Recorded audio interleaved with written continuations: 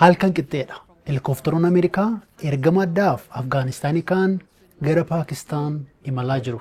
Ergamni isaanii ijoo immoo Osaamaa Bin Laaden adamsuudha. Bakki inni jiru barameera. Isa ajjeessuudhaaf immoo humni galaanaa US ji'ootaaf karoorsaa ture. Karoorri kun yookiin immoo opereeshiniin kun icciitii olaanaan qabame. Pireezidantiin Ameerikaa yeroosii Baaraak Huseen Obaamaa akkasumas immoo aangooti muraasi kallattiin waan ta'uuf deemu hordofaa jiru. Paakistaan sanuu magaalaa Abbottabad sa'aatii sanatti helikoophtarri sagaleen isaa dhaga'ameen beekuu jedhama. Daqiiqaa muraasa booda dallaa Usaamaan keessa dhokatetti sagaleen dhaga'ame. Duum helikooftariin qubateera. Maaltu mudate? Usaamaan akkamiin ajjeefame? Usaamaan ijoollummaatti nama mala gaarii qabu jedhama. Addunyaan garuu shororkeessummaan isa bare. Maaltu isa mudate? Viidiyoo kana keessatti waa'ee Usaamaa waan booda kana baranne yookiin immoo dhageenya dabalannee isin biraan geenya. Addunyaan kan Usaamaa bare haleellaa US irratti raawwateen guyyaan isaa kibxata fulbaana 11 bara 2001 kanneen haleellaa raawwatanii achumaan baduuf yaadan xiyyaarota Ameerikaa butanii gamoo lakkuu magaalaa Niiwuyoorkiif mallattoo ta'an itti buusan. Haleellaa kana addunyaan 9/11 jedheetu waama. Akkasitti beekama. Haleellaa sanaan lammiileen 3,000 ta'an dhumaniiru. Kanneen badii kana raawwatan ka'umsi isaanii Afgaanistaani. Kan isaan hoogganaman immoo Osaamaa Bin Laadeniini. Haleellaan sun addunyaa guddoo jijjiire. Gaafas xiyyaaronni 4 baha US balali'aa turan humnaan butamanii achi akka misaa'ilitti badiif oolan. Xiyyaaronni lamaan gamoo lakkuu World Trade Center magaalaa New York jiru rukutan. Gamoowwan gubatan kanneen gamoo jala turan garatti ba'an dhabanii. Magaalli guutuu aara taate sa'aatii 2 songuutiin gamoon abbaa darbii 110 daaraa botoroo ta'e. Xiyyaarri sadaffaa waajjira muummee waraanaa US magaalaa guddoo US Waashingtan ala jiru gama lixaan isa jiru rukute. Xiyyaarri afuraffaa immoo kanneen xiyyaararra turan waan namoota xiyyaaricha butan lolaniif Peensilveeniyaatti direerra kufee caccabe.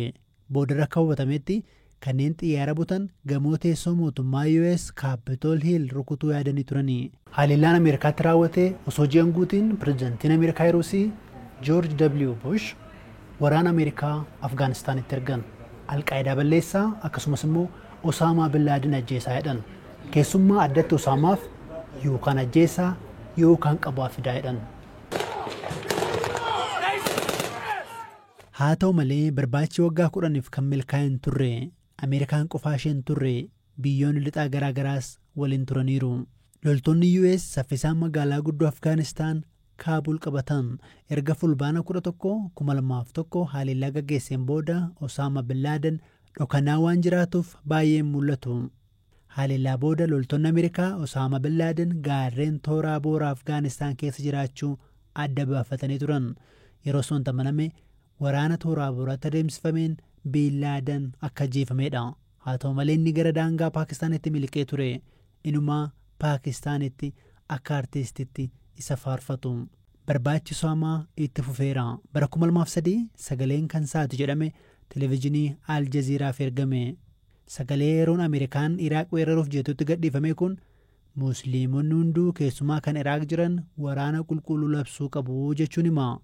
Ameerikaan sagaleen kun kanuma Bin Laaden ta'uu danda'a jette. Loltoonni neetoo illee ergama haleellaa raawwachuu fi humnoota Afgaanistaan leenjisuu jedhu qabatanii bara 2003 irraa kaasanii biyyattii keessa buufatan. Waggaa 3 booda mootummaan Afgaanistaan aangoo qabate. Garuu haleellaa balaafamaan Taalibaan eegalee ittuma fufe. Osaamaan Ameerikaa jibbuu kan eegalee yeroo Ameerikaan bara 1991 yeroo Iraaq waliin lolli ture loltoota 300,000 kan dubartoonni illee keessa jiran Saawud Arabiyaa waan qubachiistee fi Saawudiin bakkeewwan qulqulluu Islaamaa 2 bakka itti argamanidha. Kunima qaballeessiidha jechuun Bin Laaden haaloo boof dhaadate. Michoowwan isaa mujahiddii waliin ta'uun biyyoota baha gidduu galaatti sosso'es. Dhiibbaa Ameerikaatiin Saawudiin lammummaa Osaamaa bara 1994 fudhate. Osaamaan Sudaanitti ce'ee biizinasa tolfatee jiraataas ture. Gartuu Alqaayidaas maallaqaan ittiin tumsa. Booda garuu bara 1996 gara Afgaanistaanitti deebi'e. Afgaanistaan immoo bakka argama gareewwan musliimaa garaa garaati. Osaamaan Afgaanistaanitti turus qabeenyi isaa garuu guddataa deeme. Karaa neetworkii Alqaayidaa gartuuwwan sadarkaa addunyaatti hidhatanii sosso'an maallaqaan deeggaruu fi to'achuutti fufe. gaaf kaan akka dallaalaatti sosso'a, gaaf kaan immoo ofumaa duula gaggeessa. Bara 1998 fatwaa qopheesse. Ajaji kun Ameerikaanotaa fi michuuwwan isaanii ajjeesuun hojii musliimotaa ta'uu qabaa jedhe. Baatiiwwan muraasa booda boombiiwwan 2 eembasii Keeniyaa fi Taanzaaniyaatti argaman haleellaan irratti raawwate. Namoonni 224 ta'an du'an, namoonni 5,000 ta'an immoo miidhaman. Osaamaan michuuwwan isaa 16 waliin taatee kanaan shakkamaa ijoo ta'e. Achi takkaamatti qorannoon poolisii federaalaa US FBI Most Wanted jechuunis nama akkaan barbaadamu jedhee ifa godhe. Nama bakka jiru dubbatees $25 miliyoona akka kennu ifa godhe. Ameerikaan isa ajjeesuuf kaampii leenjii baha Afgaanistaan jirutti misaayilii kiruuzii 75 dhukaaste. Haa ta'u malee xiqqoof dhabde. Osaamaan isa dura haleellaa bara 1993 gamoo World Trade Center irratti raawwate, dhoo'insa bara 1995 Saawudiitti loltoota US 19 galaafate keessas harka qabaachuun shakkama. Yeroo hunda lammiilee Ameerikaan ajjeessa. Sababa isaan nu ajjeesaniif jedha. Yeroo Ameerikaanota haleellu uummattoota kaan hin miinuu jechuunis hima. Haleellaa eembasii Keeniyaa fi Taanzaaniyaatti raawwateen garuu kanneen du'an Ameerikaanota hin turre. Baay'een isaanii lammiileedhuma Afrikaadha. Qabeenyi isaa kan guddate Osaamaan inumaa meeshaa niwukilaraa ofii qabaachuuf jedhee mootummaa Kaazakistaanitti maallaqa danuu dhiyeessees ture. Erga bakka inni jiru baramee opereeshiniin US Osaamaa ajjeesuuf yookiin qabuuf kaayyeffate ji'ootaaf qophii fudhate. Ergama kana raawwachuuf garuu yeroon fudhate daqiiqaa 40 qofaadha. Yeroo humni addaa US Osaamaa adamsuuf Paakistaan qubate, pirezidantiin US yeroosi Baaraak Obaamaa fi gorsitoonni isaanii opereeshinii kana kallattiin hordofaa turan. Gamoo Osaamaan waggootaaf dhokate keessatti dhukaasatu dhaga'ama. Daqiiqaa 40 booda humna addaa US gadi bahan. Yeroo bahan reeffa Osaamaa akkasumas meeshaalee elektirooniksii odeeffannoo waa'ee isaa fi alqaa'idaa qabu qabataniiru. Kan bakka sanatti ajjeefame garuu Osaamaa qofa miti. Dubartiin tokkos akkasumas ilmi Osaamaa tokkos ajjeefameera. Dhiironni 3 biroos ajjeefamaniiru. Haati warraa Osaamaa tokko immoo miidhamtee lubbuun oolte.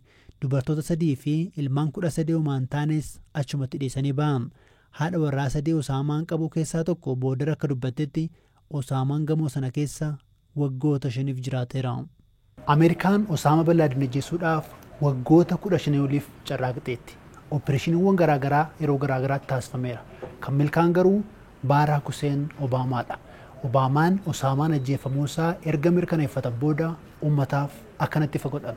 The United States has conducted an operation that killed Osama bin Laden, the leader of Al-Qaeda, and a terrorist who's responsible for the murder of thousands of innocent men, women, and children.